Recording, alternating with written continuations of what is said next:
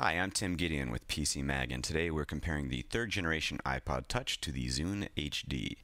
The Touch is the reigning champ in the world of touchscreen portable media players, but the Zune is making waves with its redesign. It has very few buttons, only a home screen and power button, and this side control which pulls up playback and volume controls on screen. The Zune's user interface is good looking and intuitive, and this side area here saves things like pens, which are really bookmarks.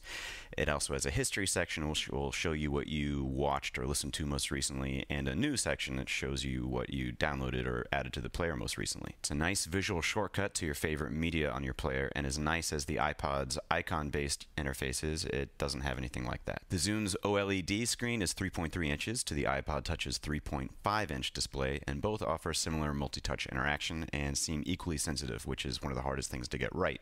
The iPod's resolution is a bit higher, but the Zune HD seems a little more capable of displaying deeper blacks and richer dark colors, and both screens are incredibly sharp and bright.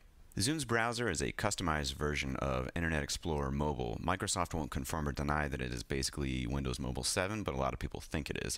The browser is every bit as intuitive as Apple's mobile version of Safari for the iPod Touch, but it's a little bit easier to erase characters in the URL field on the iPod than it is on the Zune.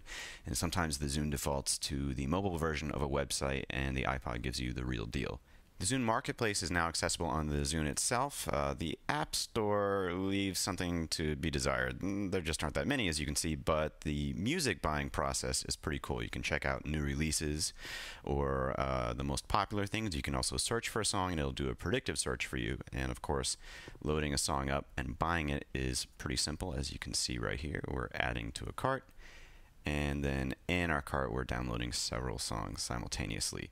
Shopping on the iPod is also pretty user-friendly, and of course they have a ton of apps that the Zune lacks. They have more games than the Zune has apps total.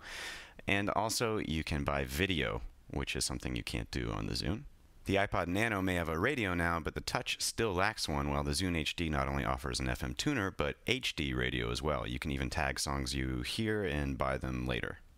Sadly, audio performance is not a strong suit for either player. The Zune earbuds are lousy, and the iPod Touches are pretty bad too, but the Touches come with inline volume controls and a mic for voice control, so that's cool. The Zune lacks any physical volume controls, so you can't adjust it without looking at it, and that's no good. The EQ sections on both players are full of silly presets rather than user-adjustable EQs, which is also a disappointment. So which player has the advantage? Well, the iPod Touch is still a slightly better player. It definitely has better apps, but if you don't want to live in an iTunes world, the Zune HD is definitely the best portable media player not made by Apple. The iPod Touch is priced at $199 for 8 gigs, $299 for 32 gigs, and $399 for 64 gigs. The Zune HD is available in 16 gigs for $220 and 32 gigs for $280. I'm Tim Gideon for PCMag. Thanks for watching.